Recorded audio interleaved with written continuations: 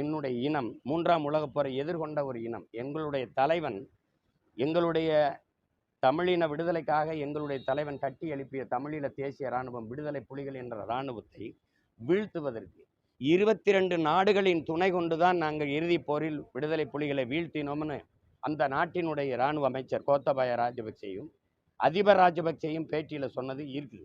22 நாடுகளை எதிர்த்து ஒரு இனத்தின் இராணுவம் போரிட்டு இருந்தென்றால் அது உலகப் போரா இல்லையாங்கிறத நீங்கள் கேள்வி எழுப்பி பார்க்கணும்.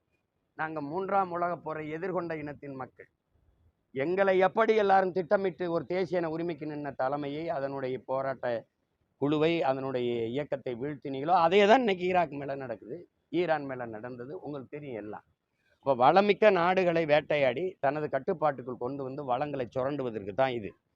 அமெரிக்கா தன்னிச்சையாக காலு விடக்கூடாதுன்னு ரஷ்யா வரும், ரஷ்யா தன்னிச்சையாக காலு விட்டுறக்கூடாதுன்னு அமெரிக்கா அதுக்கு எதிராக வரும். வல்லாதிக்கத்தின் அழகு எளிய மக்களின் துணையாக நிற்கிறது, அதுக்கு பாதுகாப்பாக நிற்கிறது. இங்கே வல்லாதிக்கத்தின் இது என்னென்னா அது வேட்டையாடி அழிக்கும்.